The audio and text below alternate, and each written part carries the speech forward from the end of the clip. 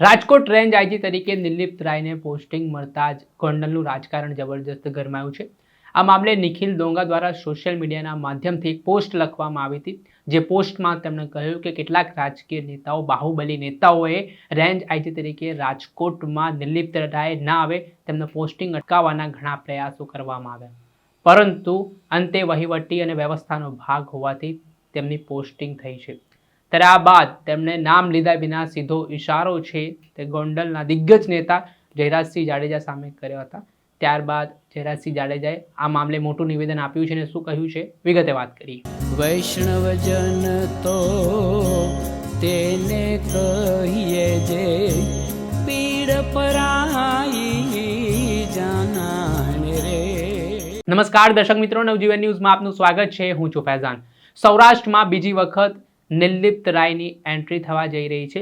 રાજકોટના range IG તરીકે તેઓને પોસ્ટિંગ ગુજરાત સરકાર દ્વારા આપવામાં આવ્યું છે અને આગામી સમયમાં ફરી એકવાર ગુનેગારો પર દોષ બોલાવવા માટે તેઓ સક્રિય ભૂમિકામાં જોવા મળવાના છે।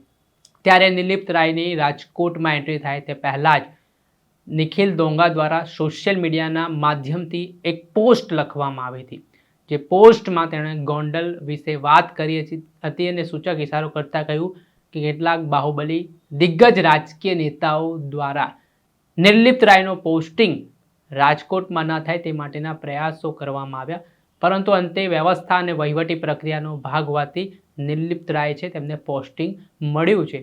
આ ઇશારો તેમણે નામ લીધા વિના કર્યો હતો ને આ બાબતને લઈને હવે ગોંડલના જયરાજસિંહ જાડેજા મેદાને આવ્યા છે।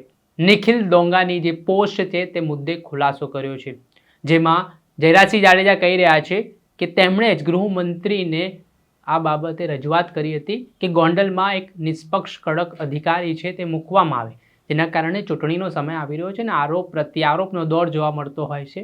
ગત મોડી સાંજે છે જે 37 જેટલા આઈપીએસની છે તે બદલી છે તે કરવામાં આવી હતી। ત્યારે રાજકોટ રેન્જ આઈજી તરીકે નિર્લિપ્ત રાયની છે તે નિમણૂક કરવામાં આવી છે। ત્યારે આ મામલે ગોંડલના પૂર્વ ધારાસભ્ય જયરાજસિંહે શું કહ્યું તે પણ જાણો।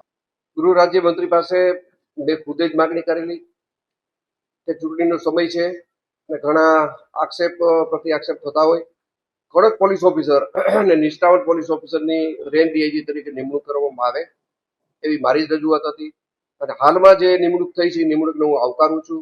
નિર્લિપ્ત રાયને જે રેન્જ ડીઆઈજી તરીકે નિમણૂક કરી છે એને હું આવકારું છું અને અસામાજિક પ્રવૃત્તિ ઉપર પોતે સારી રીતે કામગીરી કરી શકશે એવી મને આશા છે અને આવી માગણી મારી જ હતી કે કડક ઓફિસર રેન્જ લેવલે મુકાય। આપણે સાંભળ્યા હતા ગોંડલના જયરાજસિંહ જાડેજા, તેમના દ્વારા જે નિવેદન આપવામાં આવ્યું છે અને નિખિલ ડોંગાની પોસ્ટ પર તેમણે જે મૌન તોડ્યું છે તેના કારણે ગોંડલનું રાજકારણ ગરમાવાની શરૂઆત થઈ છે। દર્શક મિત્રો, આવા જ નવા વિડીયો સાથે આપણે માહિતગાર કરતા રહીશું, એટલે નવજીવન ન્યૂઝ જોતા રહો।